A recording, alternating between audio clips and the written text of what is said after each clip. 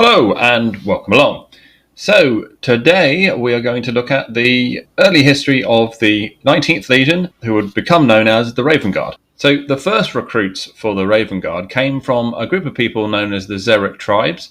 Now these were desert nomads, quite savage barbarians who existed on Old Terra, somewhere in what is now what we would call Asia, probably more Central Asia. Their main activities were raiding. They were often attacking the more settled people that lived around the edges of their region, and they were very hardy, very savage, very aggressive. They were said to have a propensity for cruelty and were quite disdainful of any signs of weakness. These were the sort of people that didn't take prisoners. They had a very strong dislike of anyone who had surrendered and then changed their minds, and they would visit extreme punishment on people that they thought had surrendered and then went back on their word. Anyone who rose up after being conquered would be met with brutal retaliation. And they took this attitude into the Legion when it was first founded. And it was something that became quite a distinctive attitude of the early Raven Guard. Now, also, of course, they were the gene progeny of Corax, and therefore they had the physical resemblance that his gene seed gives. Now, unlike some of the Primarchs, Corax's gene seed has this effect of giving the kind of unnaturally pale skin, very dark jet black hair, and in some cases, although less common, black eyes. So, I mean, literally the whole of the eye is black. Now, you can imagine people that look like that are very intimidating and not the sort of face you want to see leering out of the dark as you go to bed. So the Legion, in its very early days during the Unification Wars, was really focused on infiltration and striking when unseen, being hidden in the shadows, essentially, waiting for the order to go. And if it was given that order, it would instantly carry it out ruthlessly. And often this meant killing people. So the killing off the leadership of an army, for example, so that the army would fall into disarray without leadership. Often this early Raven Guard would act essentially like assassins. They would also help to scout out enemies, finding out where they were, what their weaknesses were, much in the same way that the White Scars did. But they would go that little bit extra, that little bit further into actually infiltrating enemy bases and so on, and being there ready to strike, kill off the enemy's leadership, key personnel when was necessary. So in many ways they filled the gap between the White Scars and the Alpha Legion in the way they operated. So they didn't go quite as far as the Alpha Legion in terms of actually recruiting agents amongst the enemy or disguising themselves as the enemy. If you were attacked by the Alpha Legion, you might find that the person that had been cleaning your room for the past few weeks was actually one of their agents and had planted a bomb under your bed. Or the guy that you thought was your colleague and you've been working with for weeks, maybe months, suddenly wakens one morning to realise he's an Alpha Legionary and his mission is to kill you, and turns on you. Whereas with the Raven Guard, it's more likely that a guy drops out of the ceiling and slits your throat, or you get a sniper bullet in the back of the head. So they're slightly different ways of operating, but they do overlap a fair bit. And of course, the Alpha Legion did carry out work similar to these kind of assassinations of small teams, these kill teams that the Raven Guard used. But they also had that element of more espionage and more of recruiting and running agents and deep cover agents who were actually so deep they didn't even know they were agents. And the Raven Guard, of course, overlap on the other side of operations with the White Scars, where they are doing more kind of reconnaissance in force, kind of scouting operations. And so they kind of fill that gap in between quite nicely. Now, during the Unification Wars, the 19th Legion were instrumental in the defeat of the tyrant known as Callaghan of Ursh, who was one of these many techno-barbarian warlords who ruled over some part of what we would call Central Asia.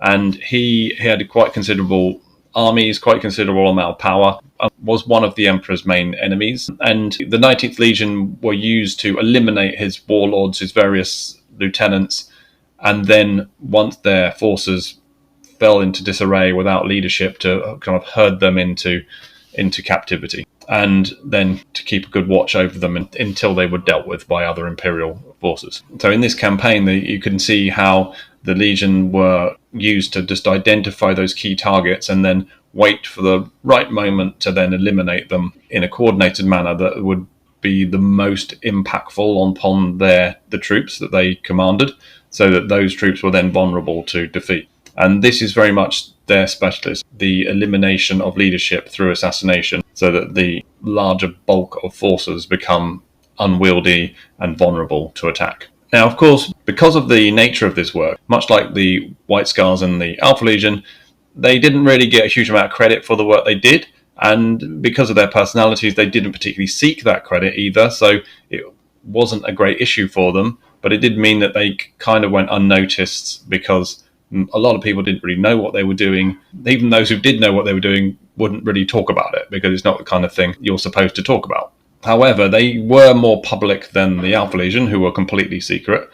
And so they did build up a kind of respect amongst the other Imperial forces, who knew that they were very capable, very effective at what they did. They did have quite a cold demeanor. They weren't approachable, or they weren't very easy to make friends with. The other legions weren't particularly close to them, so they did kind of get this outsider role, similar to the White Scars, where they kind of felt pushed out, or not pulled in at least, and that fed into their own attitudes of, well, we'll just stay on the outside. So they weren't really embraced by the other legion. But the people that really mattered, those in power who were using them, knew how good they were, and that's what actually mattered to them. Now, as the Emperor's campaign moved out into the solar system, they were given a mission to take control over a moon of Jupiter. This moon was known as Lysia. It was a moon that had a human population, but had been dominated by some form of alien. We don't know which aliens it was, but there were aliens ruling over these humans, probably enslaving them, because humans make perfect slaves. And the Legion was given the task of going and freeing the slaves, eliminating the aliens, essentially. However, they seem to have got themselves into some trouble. This is a bit of a black mark on their history, because they did something so terrible. We don't really know what it was, but it was something so terrible that a large number of them had to be withdrawn from service. So they overstepped the mark. They did something. They didn't save any of the humans, for a start. So all of the humans died. They did kill all the aliens. They also lost quite a few of their own number. So it was quite a bit of a disaster in their history. But also, they had done something to these humans in the process of eliminating the aliens that was so bad and so unjustified that even the Imperium of Man, that's done some pretty dreadful things, said, no, you've gone too far. You're actually going to be withdrawn from service. You can't fight for us anymore. I mean, it's hard to imagine what they could have done that would lead to that, because it's very well known, all of the terrible things that people like the Night Lords have done to humans in the name of the Imperium, which was allowed to happen, and they were not punished for.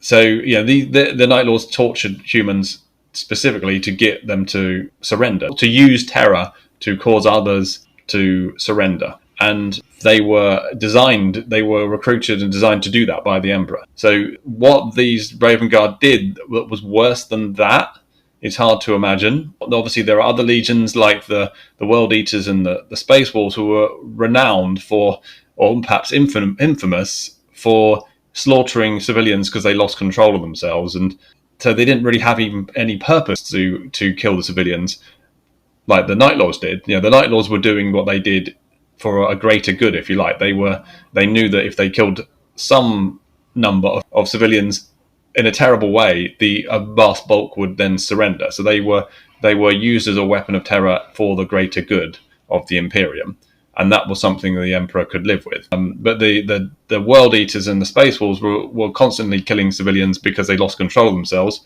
and no one really liked this. The Emperor didn't like it. The wider Imperial hierarchy didn't like it. But they didn't withdraw them from service. So whatever the Raven Guard did, it didn't serve a purpose. It wasn't for the greater good. It wasn't a necessary evil, and it was something that they could have avoided doing. It's because if it was something they just lost control of themselves and did, well, that loads of legions are doing that all the time, and they're not getting punished for it. So it's very strange that they would do something so bad that they would get withdrawn from service. Because that's the other thing. The Emperor and the Imperium as a whole hates wasting troops. If it's got troops, even if they're really undisciplined, terrible troops that are impossible to control, if they do a job, they can be used in some way, they still keep them in service. They don't withdraw them from service and have them sitting in a prison somewhere, generally speaking. So, well, whatever it was, it's the big black mark on their history, and it goes to show how these Raven Guard, these early Raven Guard, when they were just known as the 19th, were very different from those Raven Guard that would serve under Corax. Now, the Raven Guard were one of the later legions to be created, and they were also one of the later legions to be united with their Primarch, Corax. So they spent a very long time in the Great Crusade without their Primarch. And during this time, they developed a close relationship with Horus, who was, of course, the first Primarch to be found. So Horus was around quite a long time during the Great Crusade. And in that time, he took a liking to the early Raven Guard, the 19th, as they were known. He kind of took them under his wing, like he often does with people on the outside.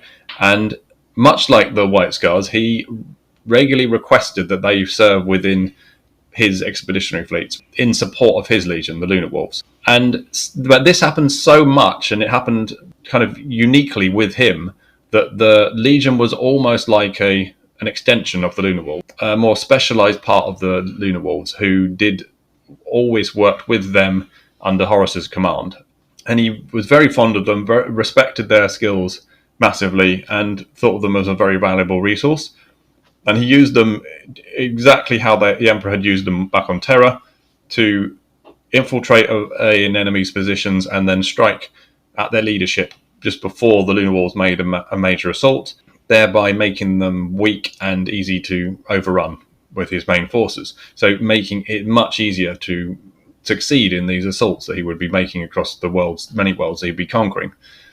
And of course, as I said, he had done this similar kind of thing with the White Scars. But in the case of the White Scars, they were really roaming ahead of the legions, looking for targets, scouting out enemies, and then harassing them while the main forces would arrive. Whereas the Raven Guard were a bit more sneaky and were moving stealthily into position amongst the enemy that had been identified, and then striking at their leadership at the last moment just before the main assaults. So this worked really well. And then, of course, the Lunar Wolves were an incredibly successful legion at these massive assaults. And so you had this kind of three-stage attack that Horus was developing. So he used these other legions exactly how they were best suited. And he also gave them plaudits. So he raised them up, he protected them, he made sure they had the resources, etc. So they owed him a lot. And now, with the White Scars, it was a bit different because there were many detachments of White Scars operating ahead of many of the other legions out in the Great Crusade, spread out very, very far apart from each other. But with the Raven Guard, they were actually concentrated within Horus's command, and they were all there, essentially, as far as we can tell, pretty much all of them were there. And they were also kept at quite low numbers. So while the Lunar Wolves grew to massive numbers, to legion strength, the Raven Guard were kept as this special forces group, this small group within his wider forces. And because of this, they never fought as a legion doing the kind of widespread warfare, planetary conquest type stuff that the other legions were doing. They were specifically helping Horus do this with his own Lunar Wolves. And it was during this time that the Lunar Wolves themselves started to call the 19th the Pale Nomads, or the Dust Clad, because they actually would use dust as kind of like a war paint before they went into battle.